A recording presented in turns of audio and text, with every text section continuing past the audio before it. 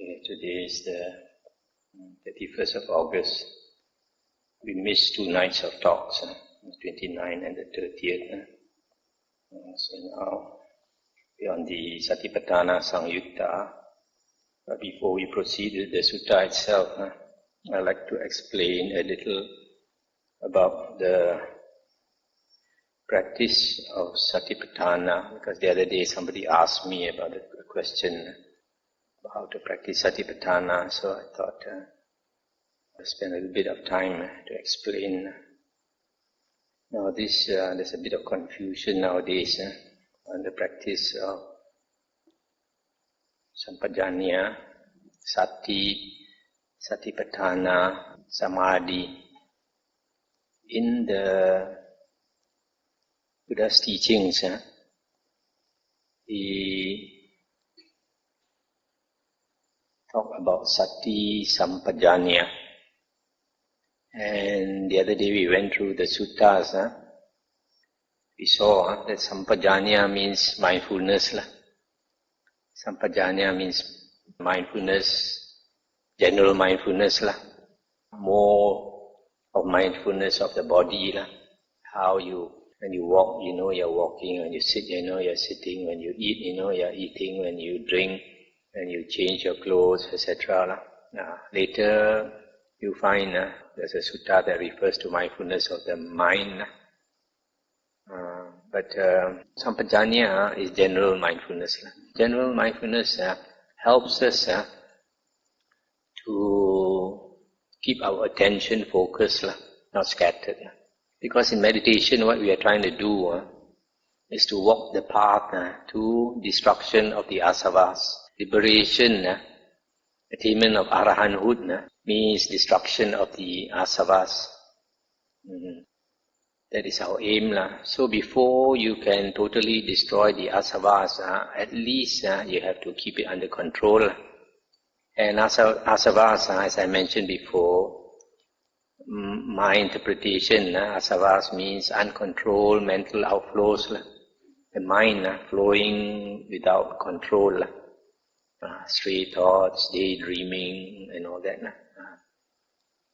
So we want to keep a check on it, not allow it to flow. So Sampajanya, mindfulness, helps in that respect. But you should notice, in the Noble Eightfold Path, general mindfulness is not a factor of the Noble Eightfold Path. Sampajanya is not a factor of the Noble Eightfold Path. But Sati is. Sati is remembering to put your attention on only 4 things. The body, feelings, mind, and Dhamma. So Sati means recollection. Recalling these 4 things. Always remembering to recall these 4 things instead of putting your attention out into Mara's field, Mara's domain, which is sights, sounds, smells, tastes, and touch, and thoughts. Because the Buddha says, if we pay attention to the objects of the 6 sense bases, then we get caught, because Mara is trying to bait us, give us beautiful sights to see, nice sounds, nice odors, great taste, and all that. That's why the Buddha says we have to keep to our domain, to our home ground, where we are safe. That is, to keep our attention on the 4 objects of Sati. Now, Sati is or Sammasati is the 7th factor of the Noble Eightfold Path. Sammasati, right recollection, is just what I mentioned just now, always keeping your attention on these 4 things, not to stray out of these 4 objects, to contemplate these 4 objects. And then in the Noble Eightfold Path, Samma Samadhi, right concentration, is the 4 jhanas. The 4 jhanas. Now in the Majjhima Nikaya Sutta 117, the Buddha says the practice of the Noble Eightfold Path, we start with right view. We must always start with right view. Right view means hearing the suttas, that is words of the Buddha. Then after that, having heard the words of the Buddha and attaining right view, you enter the stream already, you're an Arya. Then because you have right view, you will naturally begin to have right thoughts. Once you understand what right view means, then you know the importance of right thoughts. So you always watch your thoughts. Don't have greed, don't have intention of harming others, having ill will, anger. These three are wrong thoughts. So we counter it with right thoughts, the opposite. So after you attain right thoughts, it will lead you to right speech. Because why? To talk before you talk, you must think first. What you think determines what comes out of your mouth. So right thoughts determines your right speech. And when you have right speech, because you have right thoughts and right speech, you will also naturally have right action, because it's motivated by right thoughts and right view. Right view will help you to control your actions. So you have right actions, and also following that, you have right livelihood. Right livelihood is a natural consequence of having right view, right thoughts, right speech, right action. Right? So you will have right livelihood. After you have right livelihood, if you proceed further, that means you walk the path to the holy path. Then you will also have right effort. Right effort actually is an extension of right thoughts. Right thoughts means you watch your mind. So right effort is also the same. Any unwholesome states arise in your mind, you discard it. And then you encourage wholesome states of mind to arise. So that's right effort.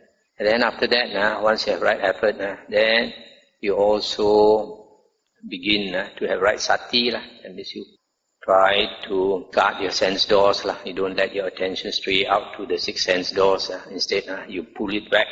Always remember to pull it back to the 4 objects of sati. That's why sati has a lot to do with remembering. It is not general mindfulness. It is a specific mindfulness directed only to 4 things. Right?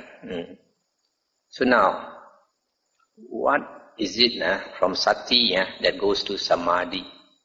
This one, a lot of monks don't explain. Because the Buddha says, the Noble Eightfold Path, one leads to another.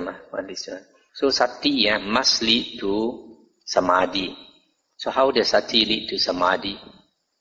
The link between sati and samadhi is Satipatthana. A lot of books, they translate Satipatthana as foundations of mindfulness, establishments of mindfulness and all that. It doesn't show a difference between sati and Satipatthana. They assume as though sati and Satipatthana is almost the same thing. There's a great difference between sati and Satipatthana. As we read in the suttas the other day, if you practice Satipatthana correctly, it must lead you to the jhanas. Remember the sutta and the Buddha talk about the clever cook and the stupid cook. The clever cook, he notices the taste of the master. The stupid cook doesn't notice what his master likes to eat. So in the same way, a skillful monk, when he meditates, he has to notice what the mind inclines towards, what the mind likes. The object of meditation and the environment and all that. In that sutta, the Buddha said, the skillful monk, when he practices Satipatthana, he must attain samadhi. If he does not attain samadhi, then the sutta says he is unskillful. And on top of that, the sutta says that he is not practicing sati sampajanya. He thinks he is practicing sati sampajanya, but he is actually not practicing sati sampajanya because it does not end up, the end result is not the samadhi, the jhanas. So Satipatthana, as I translated the other day, is intense state of sati. Why intense? Because the simile given by the Buddha on how to practice Satipatthana was this man who was caught and forced to carry a bowl of oil in between a great crowd of people watching the beautiful girl of the land dancing and singing. So there's a man following him behind with an uplifted sword, ready to chop off his head. If he spills a drop of the oil, even a drop of the oil, his head will go off. So he has to walk with all his attention on that bowl of oil.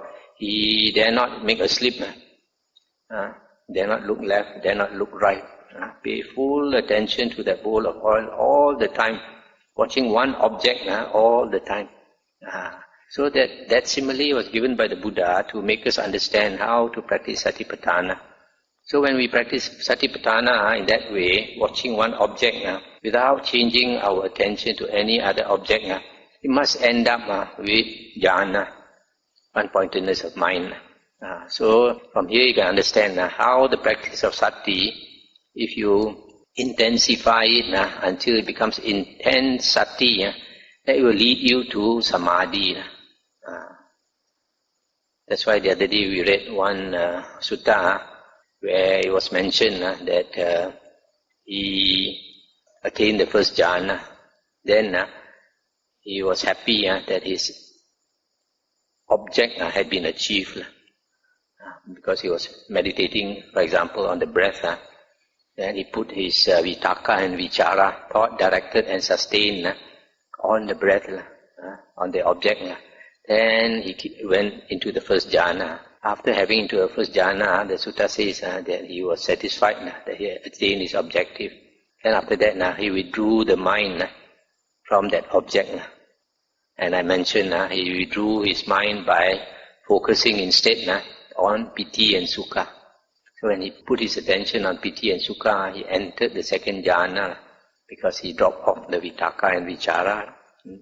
So that's the point I want to make, that there's a difference between sati and satipatthana, and that satipatthana, if you practice it, it must lead you to samadhi, the eighth factor. Just as the Majjhima Nikaya 117 says, when we practice the seventh factor, it must lead you to the eighth factor. Not only that, I like to point out something which a lot of people don't notice. In the suttas, the Buddha always says that to attain liberation, you need two things, samatha and vipassana. But instead nowadays, some vipassana monks say you don't need right concentration. Or their interpretation of right concentration is momentary concentration, which is not concentration at all according to the suttas. In the suttas, the Buddha's standard of samadhi, concentration, are the jhanas. Nothing short of the jhanas. Anything short of the jhanas is not up to the Buddha's mark, not up to the Buddha's standard. That's why in the suttas, Buddha always talks about the four jhanas. So samadhi can refer to any of the four jhanas, but perfect samadhi must be the fourth jhana. That's why in the suttas, Majjhima Nikaya, the Buddha says that an Anagamin and an Arahant, the precondition to becoming an Anagamin and an Arahant is the four jhanas, perfect samadhi. So we were saying that samatha and vipassana are two necessary conditions for liberation. There are several suttas in the Nikayas that says this very clearly. For example, that's the sutta about the messenger bringing the message to the Lord of the city. The two messengers, this bringing the samatha and vipassana. Now, what is samatha and what is vipassana? Samatha, if you practice it, it will lead you to samadhi, the eighth factor of the Noble Eightfold Path. Now, vipassana is contemplation. And contemplation is contemplation of the four things, the four objects of sati, the body, feelings, mind, and Dhamma. So, the practice of the seventh factor of the Noble Eightfold Path, samasati, that is vipassana. That is vipassana. Okay? If you only practice vipassana, you are only practicing up to the seventh factor. So you need the eighth factor. You cannot say you only want to practice pure vipassana. You don't want you don't want the jhanas. Because if you do that, then you are practicing 7 factors of the Noble Eightfold Path, not 8. So it must be very clear. The 7 factor and the 8 factor are completely different. The 7 factor is vipassana, the 8 factor is samatha. So you need both, samatha and vipassana. And that's why in the one of the suttas we read earlier, the Buddha says there are 5 conditions that lead to the disappearance of the true Dhamma.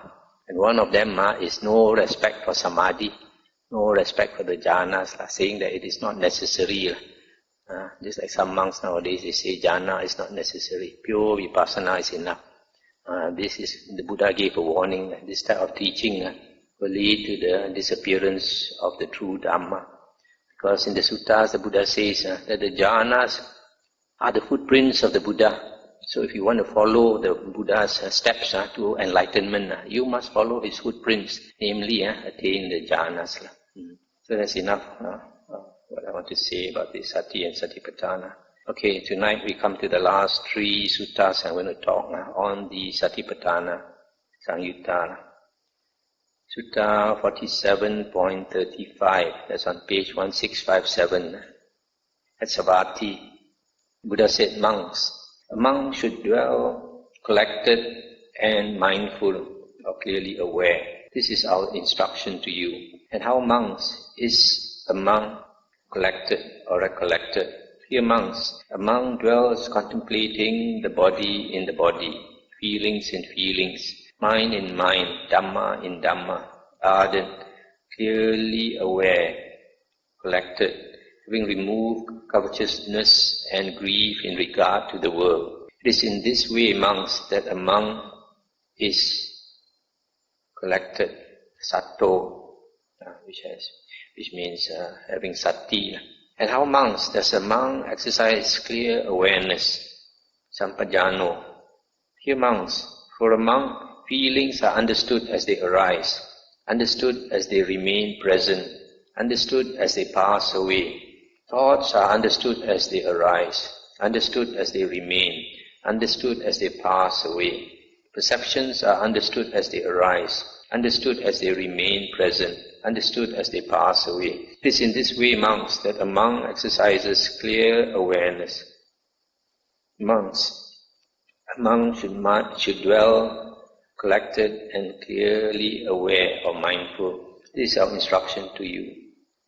That's the end of the sutta. So in this sutta, it's slightly different from a previous sutta we read, which explain these same 2 things, sati and sampajanya. The sati part, the top part, is exactly the same as in the previous sutta. But the bottom part about sampajanya, mindfulness or clear awareness, is slightly different. In the previous sutta, the Buddha talked about mindfulness of our bodily actions.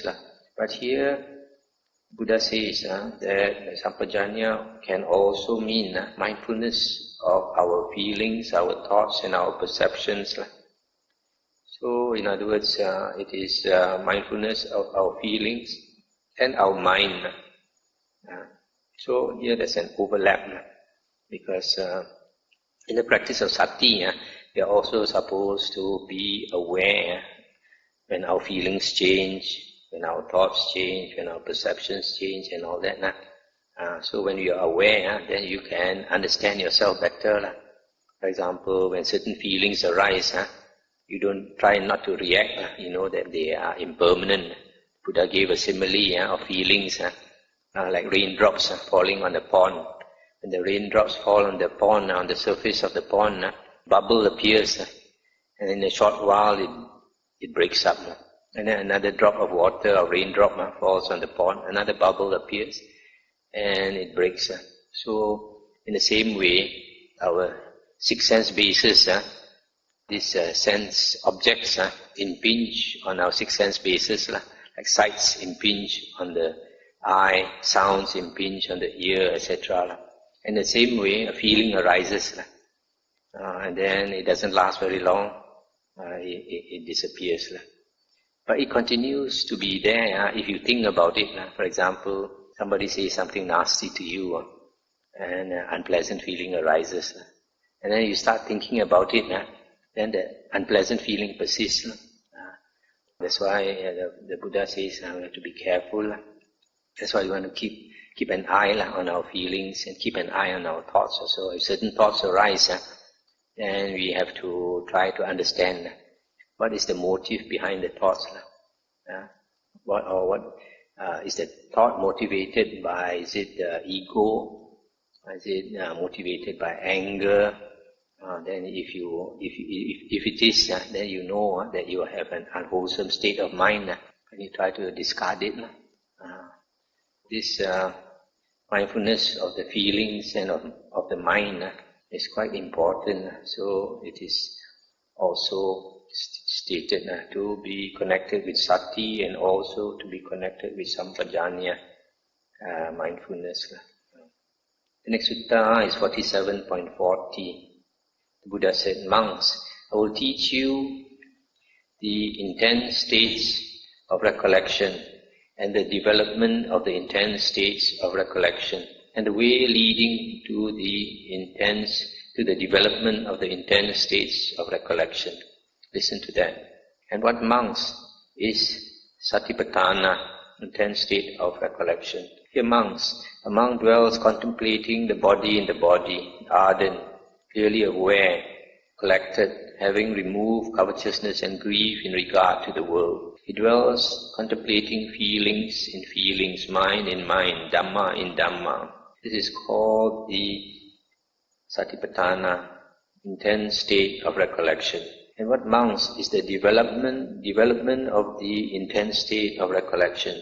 Here monks, a monk dwells contemplating the nature of origination or arising in the body. He dwells contemplating the nature of vanishing or ceasing in the body.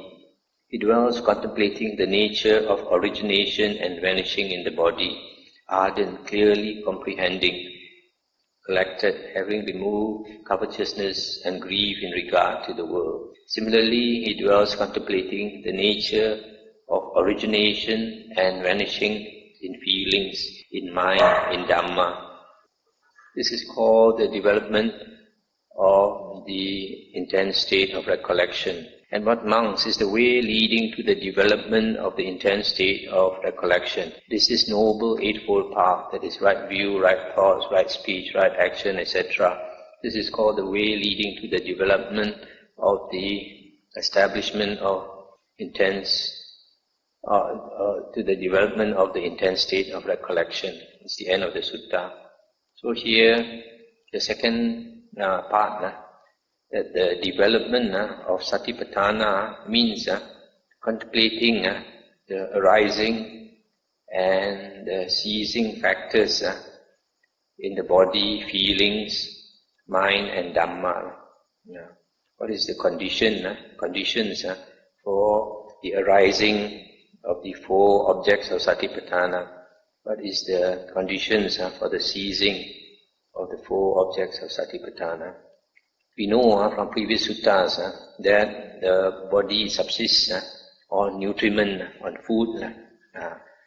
The arising of the body also is stated in the Buddha, by the Buddha that the body arises because of the coming together of mother and father, and mother is in the right season, and then there's a thing called Gandhaba, waiting to be reborn, and then he enters the womb. And then after that, he can only continue to survive if the food nutriment he gets.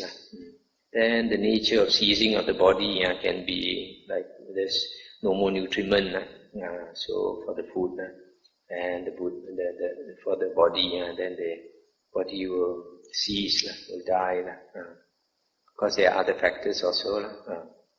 And then similarly for feelings, was mentioned before, that feelings arises because of contact. Contact are the six sense bases. So if there's no contact, there is no arising of feelings. And feelings vanish, then there's no more contact. And then mind depends on perception and feeling. When there is perception and feeling, then there is consciousness, and the mind starts working. So when there's no perception and feeling, the mind also will cease. And Dhamma is, forgot already what was the conditions of the arising of the Dhamma and the ceasing of the Dhamma, but we can refer to the earlier sutta. Way leading to the development of the Satipatthana as a noble Eightfold path. Okay, the last sutta I'm going to read is 47.42 on the Satipatthana. Monks, I will teach you the origination and the passing away of the four Satipatthanas. Listen to that. And what, monks, is the origination of the body? With the origination of nutriment, there is the origination of body. With the cessation of nutriment, there is the passing away of the body. This one I think you can understand. The body subsists on nutriment, depends on nutriment, namely food. With the origination of contact, there is the origination of feeling. With the cessation of contact, there is the passing away of feeling. So contact at the sixth sense basis gives rise to feelings. When there is no contact, there is no arising of feelings. The origination of name and form, there is the origination of mind. Or here, with the cessation of name and form, there is the passing away of mind. Here, mind should mean vijnana, because Dhamma Rupa arises with vijnana. When vijnana ceases, then Dhamma Rupa also ceases. Now vijnana also comes along with perception and feeling, because earlier we read one sutta where the Buddha says there is no coming and going of consciousness without the other factors of the five aggregates. The five aggregates, they come together. Body, feeling, perception, volition and consciousness. When you have Nama Rupa arises because there is vijnana. And when there is vijnana, of course, it means that there is the other components of the mind, feeling and perception, etc. So when the mind ceases, Nama Rupa also ceases. Then the fourth one, with the origination of attention, there is the origination of Dhamma. With the cessation of attention, there is a passing away of Dhamma. There is Dhamma only when we pay attention to the Dhamma. Can be said to the Buddha's teachings, can be said to be the truth, reality of the world. So when you pay attention, there is arising of Dhamma. When you don't pay attention, there is the cessation of Dhamma. Let's see what the footnotes say, 182. Footnote 182 says, Manasikara Samudaya Dhammanang Samudayo. And the commentary says, the phenomena of the enlightenment factors on origination, full attention, no other hindrance. All phenomena come through attention, all phenomena but the interpretation of Dhamma is phenomena. But I think the Dhamma should mean the Buddha's teachings. When you pay attention, there is Dhamma. When you don't pay attention, there is Dhamma. Dhamma also in some other sutta is mentioned that when you learn Dhamma, you learn to differentiate between wholesome states and unwholesome states, between skillful states and unskillful states, between good and evil, etc. So if you don't pay attention, you cannot see the Dhamma. When you pay attention, you see the Dhamma. So that's the end of the Satipatthana suttas that I'm going to read. There are a few other suttas, but they are not really important, and many of them are repetitions. So now we come to the 48th chapter of the Samyutta Nikaya, Indriya Samyutta. Indriya means the faculties. There are 5 faculties. After we'll come and we'll read them. The first sutta is 48.8.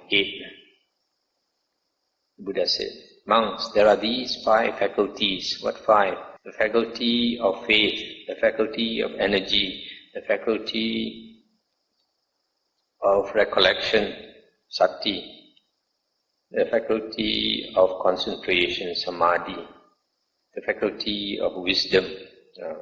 So faith, energy, recollection, concentration and wisdom, these are the 5 faculties. And where monks is the faculty of faith to be seen? The faculty of faith is to be seen here in the 4 factors of stream entry.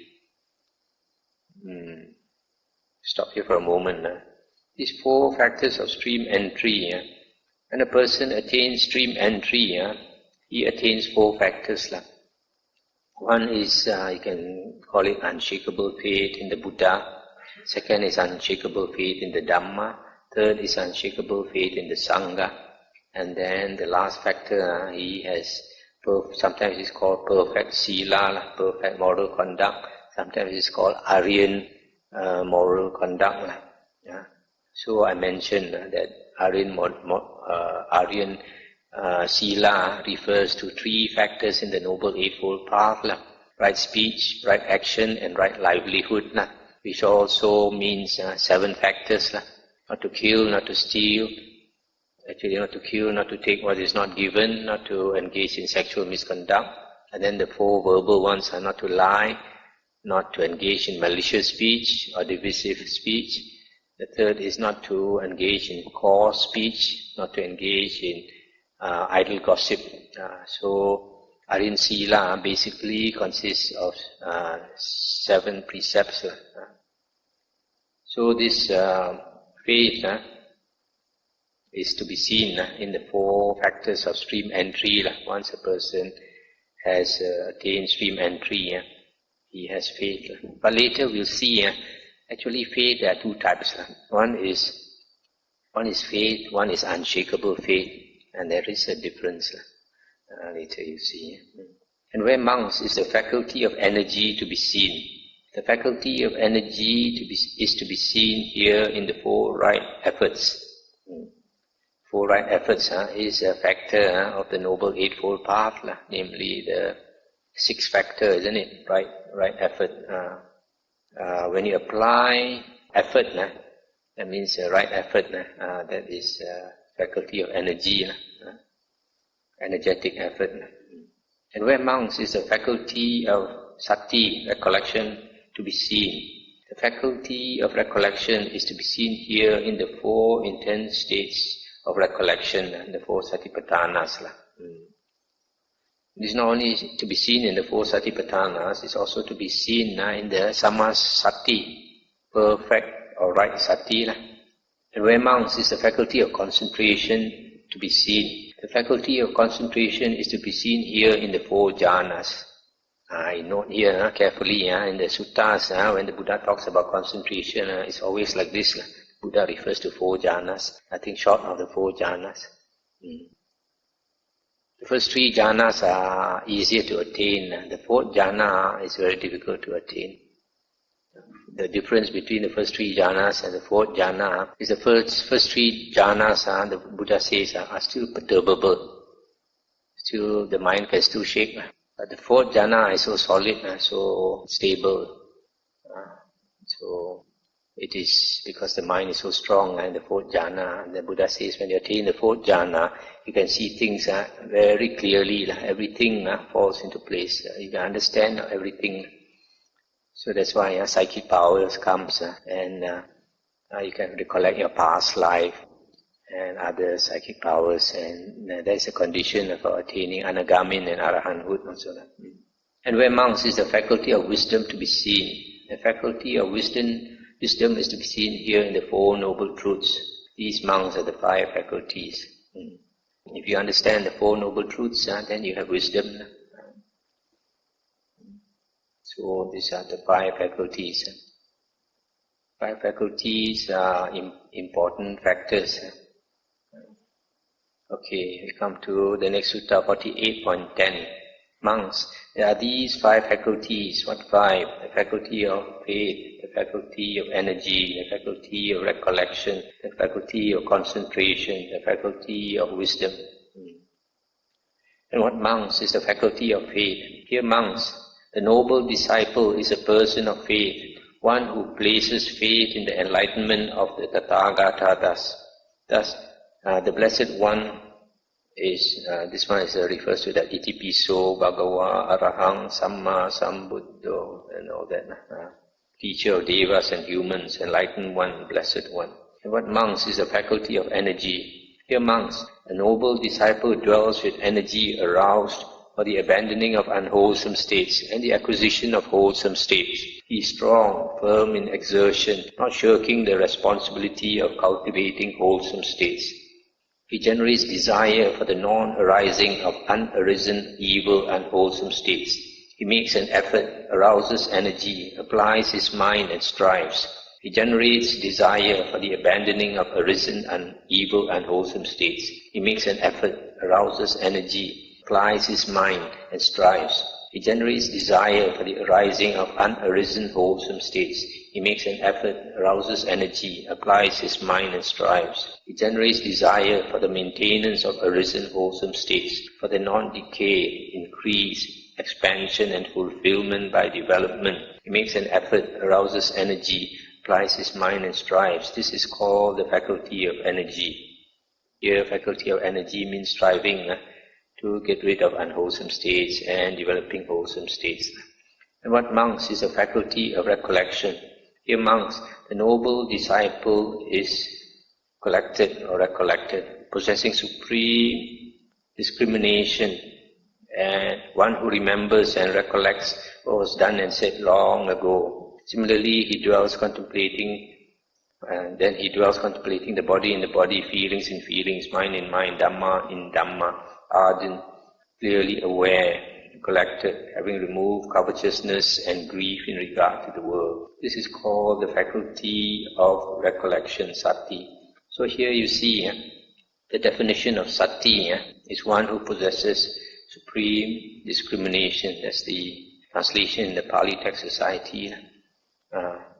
One who remembers and recollects what was done and said long ago. So this Sati has a lot to do with remembering. If you have good Sati, then you remember what was done and said a long time ago. So in the practice of Sati, it means remembering to put your mind on the four objects of Sati. That's why it has to do with Sati. It is not general mindfulness, but specific mindfulness directed to only four things. So to prevent your mind from running away from these four things, you need to remember. That's why this Sati has a lot to do with remembering. Always remember to put your mind on these four things and not to allow it to go out to the six sense doors, to see, to hear, to smell, taste and all that. And what monks is the faculty of concentration. Here monks, the noble disciple gains concentration, gains one-pointedness of mind, having made release the object, secluded from sensual desires, secluded from unwholesome states. He enters and dwells in the first jhana, which is accompanied by thought directed and sustained, with delight and happiness born of seclusion. With the subsiding of thought directed and sustained, he enters and dwells in the second jhana, which has internal confidence and unification of mind, is without thought directed and sustained, and has delight and happiness born of concentration. With the fading away as well of delight, he dwells equanimous and collected and mindful. He experiences happiness with the body. He enters and dwells in the third jhana, of which the noble ones declare. He is equanimous, collected, one who dwells happily. With the abandoning of pleasure and pain and the previous passing away of joy and displeasure, he enters and dwells in the fourth jhana. This is neither painful nor pleasant, and includes the utter purification of Sati and Upekkha, the purification of recollection and equanimity. This is called the faculty of concentration. You look carefully at this explanation of Samadhi here. In the beginning it says that he gains one-pointedness of mind. And then to explain one-pointedness of mind, the sutta talks about the four jhanas. So in the suttas, one-pointedness of mind always refers to the four jhanas. It's only later monks using writing in the commentaries and all that. There's such thing as Kanika Samadhi, momentary concentration, and then Upachara Samadhi. But this is not recognized by the Buddha. It falls short of the Buddha Samadhi. Buddha's one-pointedness of mind, as seen here very clearly, one-pointedness of mind always refers to the four jhanas.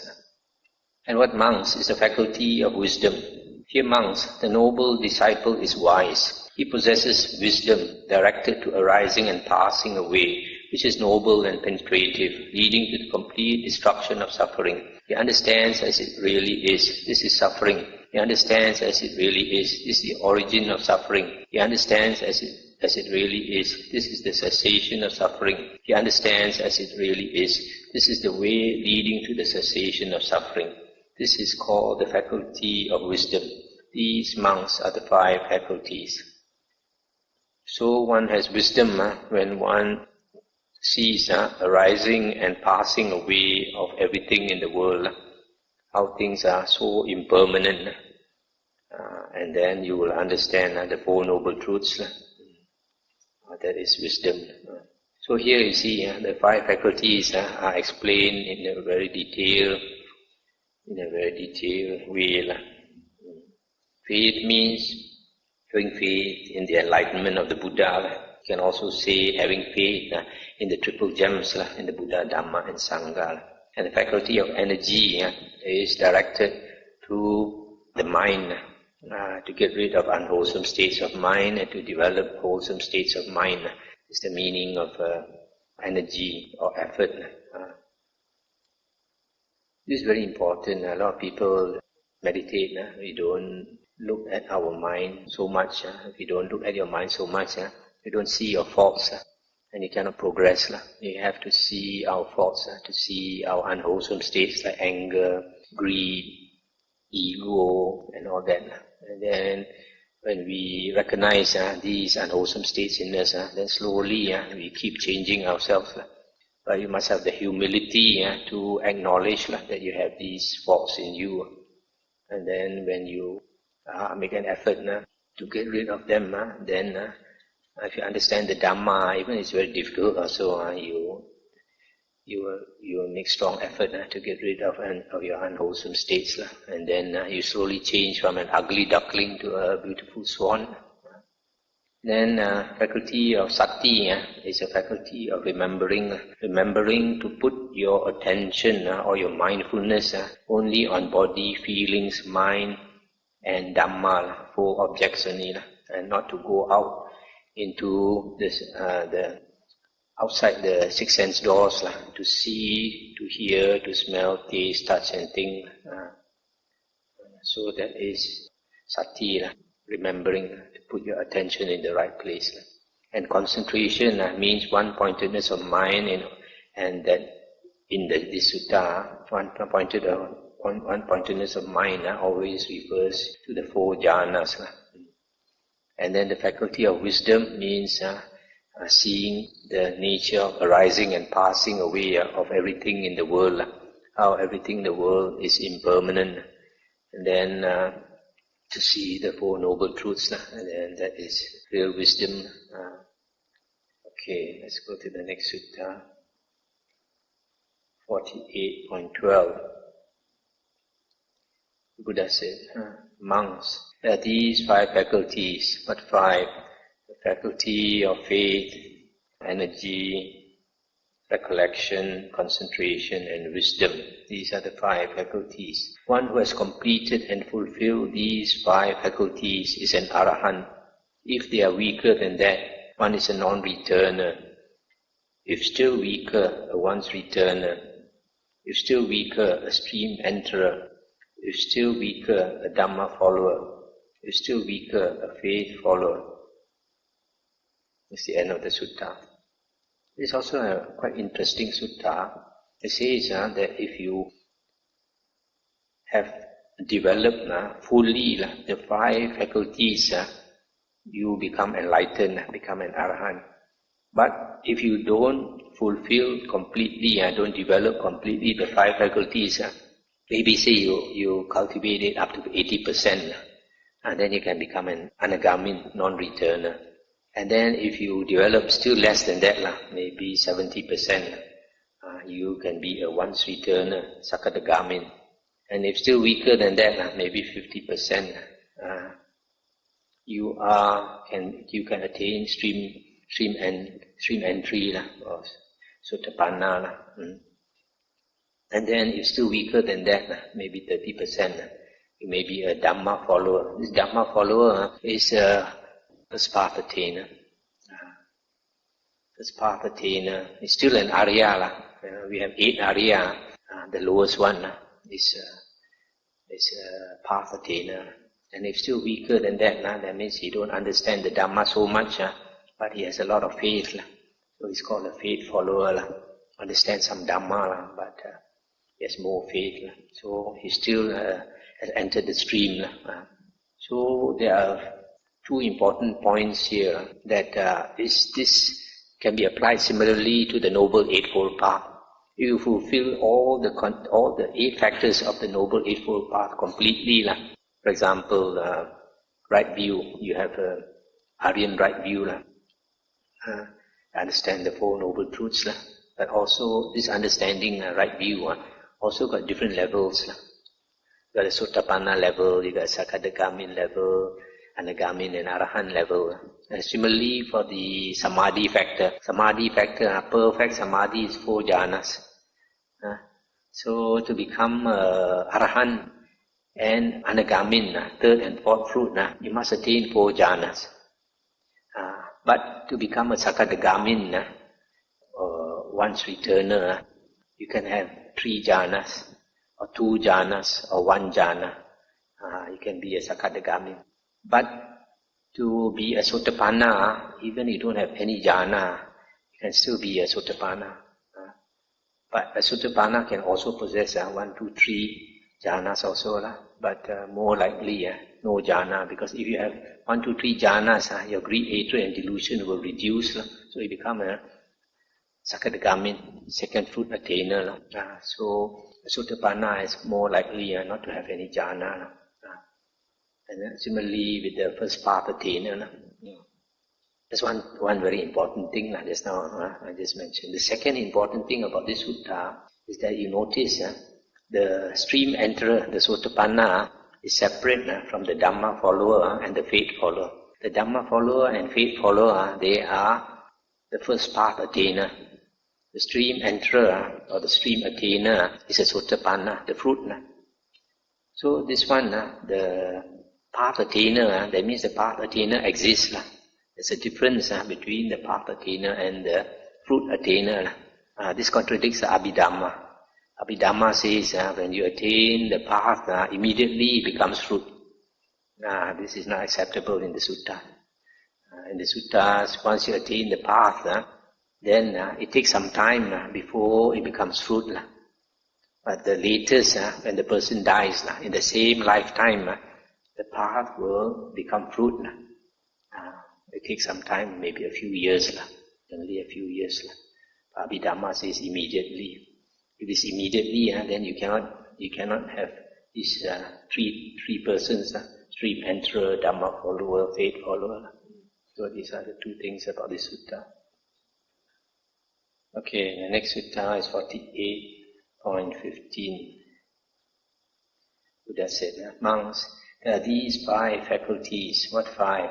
The faculty of faith, energy, recollection, concentration and wisdom. These are the 5 faculties.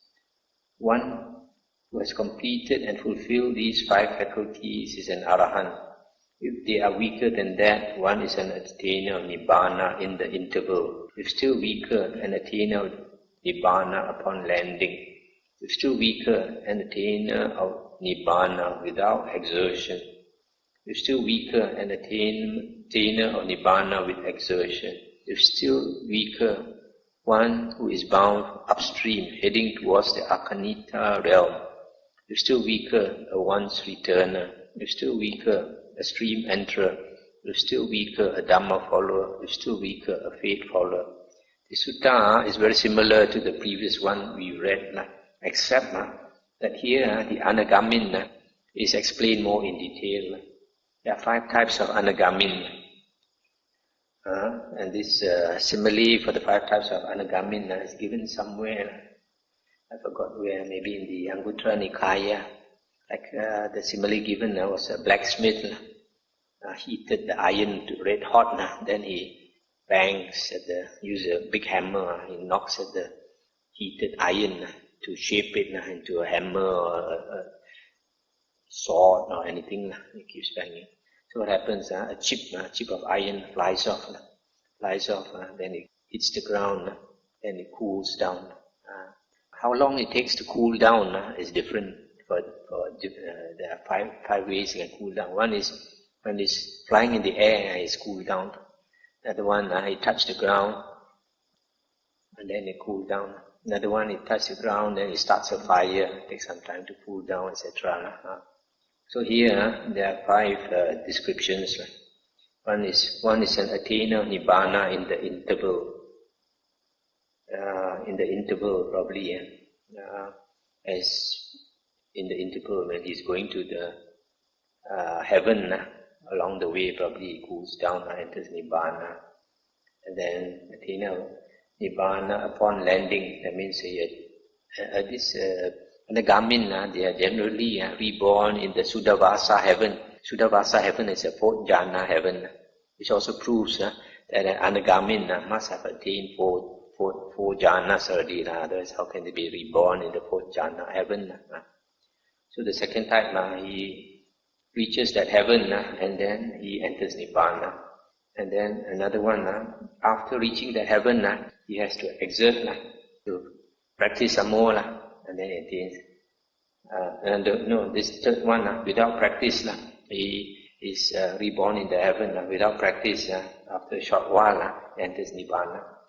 Then after that, there's another one, he is reborn in the 4th jhana heaven, and then he has to spend some time and exert himself in meditation, contemplation of the Dhamma. Then he enters nibbana. Then the last one, he has to the Suddhavasa heaven in the Anagamins. Seems they have 5 levels of heaven. So he's reborn in one level, and then he passes away from there, and he's reborn in another level. Then after that, another level goes up to the Akanita heaven, probably the highest. From there, he enters nibbana. So that's the only difference between this sutta and the previous one. It talks about the Anagamin, the 5 types of Anagamin in more detail. Okay, the next sutta is 48.37. That's on page 1681. Buddha said, monks, there are these 5 faculties. What 5? The pleasure faculty, the pain faculty, the joy faculty, the displeasure faculty, the equanimity faculty. This is a different type of faculty now. What monks is the pleasure faculty? The pleasure faculty is the Sukhindriyani or Sukha Indriya. Pleasure is Sukha. Whatever bodily pleasure there is, whatever bodily comfort, the pleasant, comfortable feeling born of body contact, this monks is called the pleasure faculty. Bodily pleasure in Pali is called Kayika Sukha Vedana. Kaya is body, Sukha is pleasure, Kayika Sukha Vedana, feeling. And what monks is the pain faculty, Dukkindriyani, Dukkha Indriya. Whatever bodily pain there is, whatever bodily discomfort, the painful, uncomfortable feeling born of body contact, this monks is called the pain faculty. That means Kayika Dukkha Vedana. So for example, when a person is born in hell, he gets poked, he gets burned, he gets roasted and all that. That is, he has the pain faculty. And what monks is the joy faculty? Joy faculty, Somanasindriyani or Somanasa Indriya. Whatever mental pleasure there is, whatever mental comfort, the pleasant, comfortable feeling born of mind contact, this monks is called the joy faculty. This mental pleasure is Cetasika Sukha Vedana.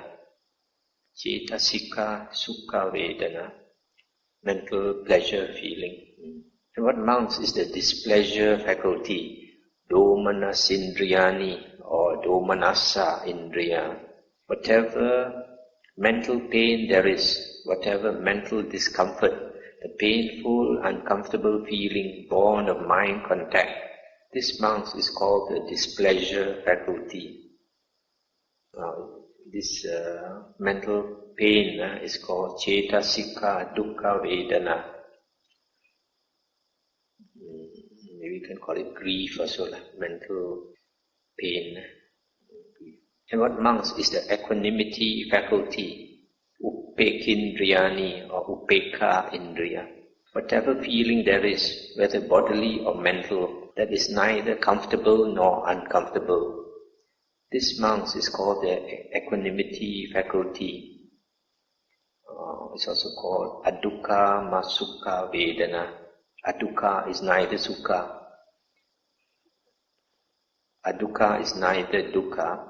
And then asukha is neither sukha Vedana.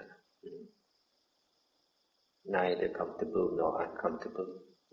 Also called the upekha. So from here, upekha is, the meaning of upekha is neither comfortable or uncomfortable, it's neither pleasant or unpleasant. That is upekha. There's no difference between upekha and neither pleasant nor unpleasant. The same thing. These are the 5 faculties. Therein mounts the pleasure faculty and the joy faculty should be seen as pleasant feeling, sukha vedana. The painful faculty and the displeasure faculty should be seen as painful feeling, dukkha vedana. The equanimity faculty should be seen as neither painful nor pleasant feeling. These monks are the 5 faculties.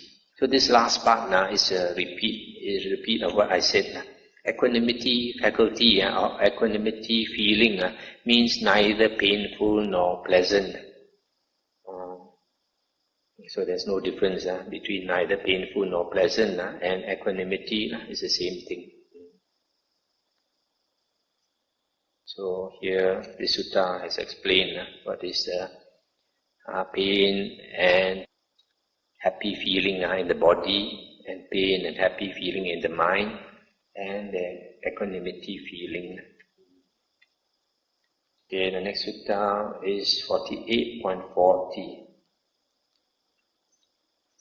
Monks, there are these 5 faculties. What 5? The pleasure faculty, the pain faculty, the joy faculty, the displeasure or grief faculty, the equanimity faculty. Here monks, while a monk is dwelling diligent, ardent and resolute, there arises in him the pain faculty, that means the body pain. He understands thus, there has arisen in me this pain faculty. That has a basis, a source, causal formation, a condition.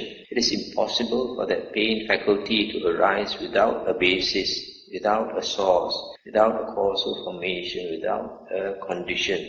He understands the pain faculty, he understands the origin of the pain faculty, he understands the cessation of the pain faculty, and he understands where the arisen pain faculty ceases without remainder. And where does the arisen pain faculty cease without remainder? Here monks, secluded from sensual pleasures, secluded from unwholesome states.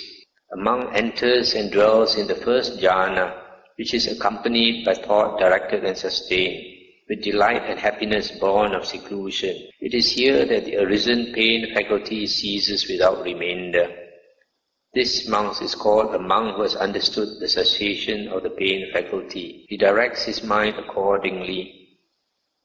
Stop here for a moment. So here, the body pain ceases in the first jhana.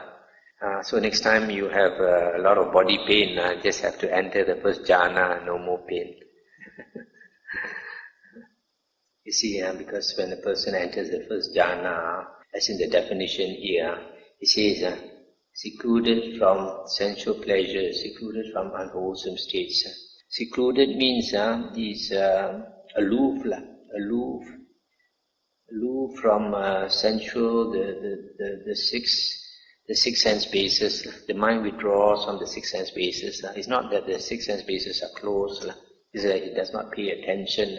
Does not pay attention to sights, sound, smell, taste. So when he does not pay attention to the six sense bases, he does not pay attention to the body also. So because he does not pay attention to the body, he had entered his mind.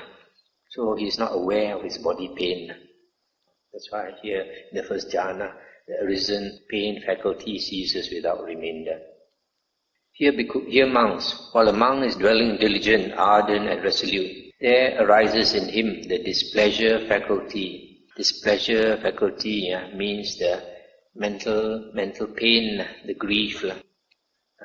He understands thus, there has arisen in me this displeasure faculty that has a basis, a source, a causal formation, a condition. It is impossible for that displeasure. Oh, this sutta is quite long, and I've already passed 1 hour. I think I'll stop here and maybe continue tomorrow night. The sutta. Anything to discuss? I got absorbed in the sutta, I didn't know the time myself. These suttas are actually, if you have affinity, when you read the suttas, you get a lot of joy, so you forgot about other things. Page 160, 47.40, Buddha says that the Noble Eightfold Path is a way leading to the development of Satipatthana. That means to say that when we practice the Noble Eightfold Path, it automatically leads us to Satipatthana. This one is, I remember I mentioned, I quoted the Sutta Majjhima Nikaya 117. The Buddha says when you practice the Noble Eightfold Path, you practice one by one the factors. So this Satipatthana is in between the 7 and the 8 factor.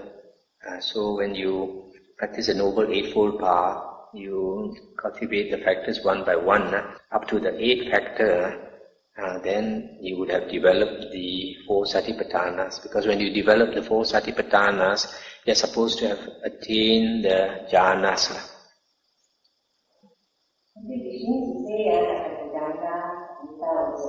The factors are very similar.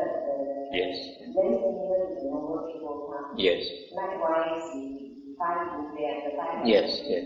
So which means that all the roads, the 7 roads, all the roads lead to the liberation. Correct. But as I read Venerable Bhikkhu Bodhi's comment in his notes at the beginning of this last book, he says that out of these different these sets, I think there are 7 sets. The most complete one is the Noble Eightfold Path, encompasses all the others. Which means to say most of us are very worried how we practice Satipatthana and whatnot. So if we just do our work, just follow the Noble Eightfold Path, slowly and eventually we will lead ourselves. Oh yes.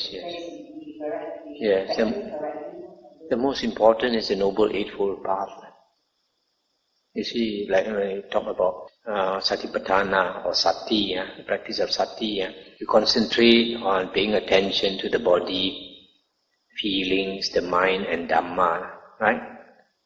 But when you compare it with the Noble Eightfold Path, the Noble Eightfold Path talks about right speech, right action, right livelihood. It's not inside.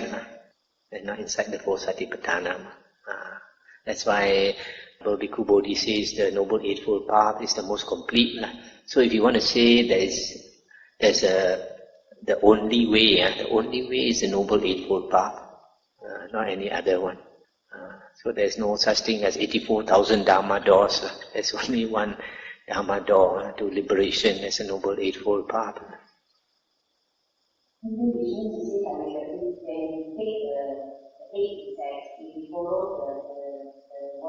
such a noble Eightfold path. We are very mindful and practice in accordance to what we taught. Then we more interesting than this, like people doing or Satipatthana, and we don't even know the other Yes.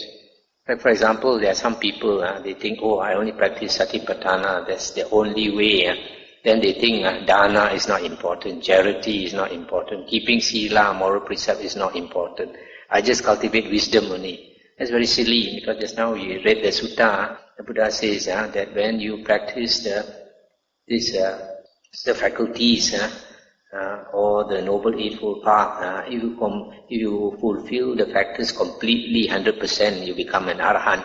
But if you fulfill less than that, you can become Anagami. If you fulfill less than that, it is Sakadagamin and down to this first path attainer. But it means that all the 8 factors of the Noble Eightfold Path, you practice a little of each, a little of each, a little of each, then you can become Sotapanna. But if you concentrate on one factor or 2 factors, and you practice it even up to 100%, you cannot become even a Sotapanna. You need all the 8 factors, a little bit of each, a little bit of each. That will make you Sotapanna. Since something like we practice in our daily life, something I would say that when you do Dhamma, it gives you the joy. You feel happy, and the happiness gives you the energy to strive. So, I also feel that when we do Dhamma in the form of service, we sort of take away our pride, we cut away our selfishness. So, we just say we want to practice meditation and we want to study the sutta, but we look at the person who is there, but they don't even think about it after doing it. But if you think that it's not important, I really want to cultivate. Then you go very low, you do all those things that don't matter, but actually can be very important. Don't really think about it, for example. Then it's very funny that you're practicing meditation and you're practicing studying the stuff, but you don't need to start to do. Yes, exactly. I have a few old devotees in Penang. They are very simple people. Because of listening to my Dhamma talks, they have a lot of faith in me. And I observe that they serve all monks, having learned the Dhamma. They serve all monks and they don't look down on any monk. And last time when I was staying in the cave in Penang Hill, so high also, some of them are quite old, they climb all the way up on a Sunday to clean my cave, mop my cave and all that. And when we did extension of the cave, they also help carry building materials up and all these things. So I see, because they listen to the Dhamma and all that, they have a lot of faith, and then they are very humble, and they are very generous. They have whatever money the children give them, they spend a lot of it doing dana. When you compare them with some of these people who only do meditation, like some of these people in KL I know, they only concentrate on meditation, and you see them, the ego is very big.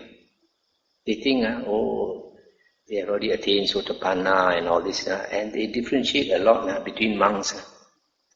They only value those monks that the practice that they are practicing, for example, Vipassana. They look down on monks who practice Samatha, and some of them, because they follow the Burmese tradition, they look down on Thai monks. So all this is bad karma, very bad karma. Buddha says the highest merit is you serve the Sangha. You don't differentiate. Even corrupt monks, the Buddha says, if you offer to corrupt monks who don't practice well, but your intention is to support the Sangha, it's the highest merit. Even higher than you go and offer to an Arahant. Okay? Because the offering to the Sangha is the highest blessing, highest merit. I think in the Samyutta, the Buddha points out that if the person's five faculties is bigger, the biggest is among the Arya, is the faith follower. Yeah. Then, while the Dhamma follower, they have stronger five faculties. So the meaning that they are closer to being a sort of man, or actually, the faith follower and the Dhamma follower, both of them also have an understanding of the Dhamma. Because without an understanding of the Dhamma, you cannot get right view. But in the Dhamma follower, his understanding is more pronounced. His understanding is stronger.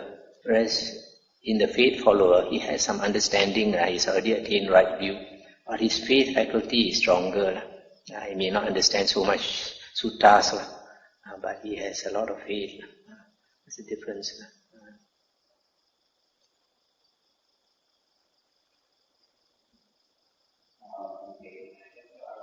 Regarding the softwares of the Satipatthana, you already contemplating body and body. Are they fairly comprehensively mindful, having improved consciousness and special in regard to the whole? So, I mean, it's a standard way to read over and over again, but I just don't get the mindset that we are what page is this? Okay. This is 590. This is okay. This, like feelings in feelings, body in body, I mentioned before that his focus is contemplating on the body, all his attention is in the body, not among other thoughts. Because sometimes you can contemplate the body at the same time, you can contemplate your home problems, your office problems and all that. So here, that's what you mean by body in the body. And then secondly, ardent. Ardent is with energy, diligent. And then this clearly comprehending is that sampajanya. Sampajanya is mindful with clear awareness. That means he practices with clear awareness. Okay. And then this one, mindful, stands for Sati. Sati is he is recollected. That means his mind is not out to the six sense doors, but he is recalling only these four objects of Sati. Okay. He remembers to put his attention in the right place. This one, having removed covetousness and grief in regard to the world, this one I mentioned before, that if you put your attention out to the six sense doors, and then when there are pleasant sights, and there are pleasant sounds, pleasant odors and tastes and all that, then you want to possess them. So you have covetousness. And then if you cannot get them, then you have displeasure or grief. So in other words, you give up worldly things. You give up worldly things to practice your Satipatthana. If you give up worldly things, then you don't have covetousness and displeasure in regard to the world. You're not chasing after worldly things. This covetousness and displeasure arise when you chase after worldly things, sight, sound, smell, taste, touch. Then you want to possess them, that is covetousness. You cannot get them, displeasure or grief will arise.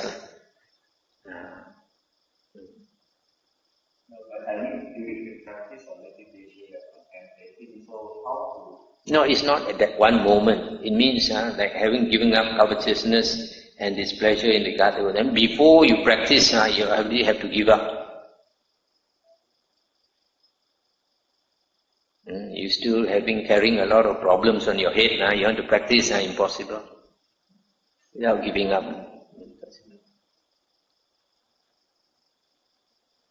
Those people who want to practice meditation, they say that they're practicing Satipatthana, and earlier I used to say that maybe we are able to develop greater awareness within us.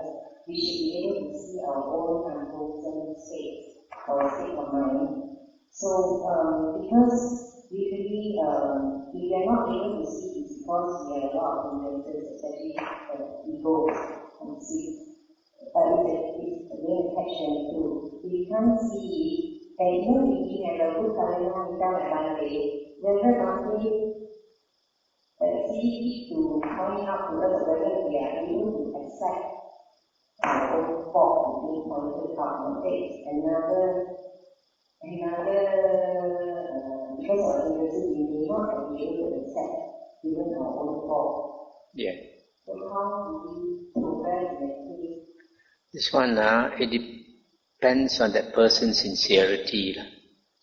I remember there's one sutta where the Buddha said, he teaches different amount of Dhamma to different people because of their commitment. The Buddha says, those monks and nuns who come and become his disciples, they are fully committed to the holy path. Then he teaches them the most Dhamma because they are fully committed. And then the lay persons, they are half committed, not fully committed. So in that case, so the Buddha teaches them less Dhamma because they are not able to practice so much. No point to teach them too much when they cannot practice. And then lastly, those who are not his disciples, if he has the opportunity, he will teach them, but he won't be able to teach them much because firstly, they might not be interested. So in the same way, like those monks who come and stay in our monastery, and then like they take dependence, nisaya, with the abbot, and then it is the abbot's duty to teach them. But even though it's the abbot's duty to teach them because they have taken dependence, and a monk who has not completed 5 vasa, 5 years as a monk, he has to take dependence on a senior monk to guide him. But sometimes even this new monk, we have to see his attitude. Sometimes you try to correct him, he rebels, his temper goes up and all that. He exchanges nasty words with you sometimes. So you have to be careful. You have to see how much he can take. How much he can take, you give him how much. Because good medicine is always bitter. It's bitter, so a lot of people cannot take. So we have to see how much he can take, and then we give him. We give him too much medicine, he stop taking any medicine. So there are some people, they run away or they disrobe or something. So we have to see, have to use our wisdom to see.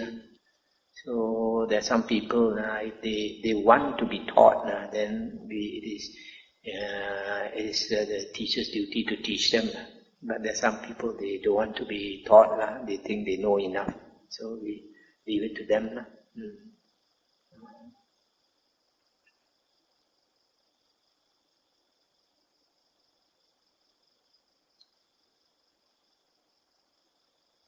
Okay, so we stop here tonight.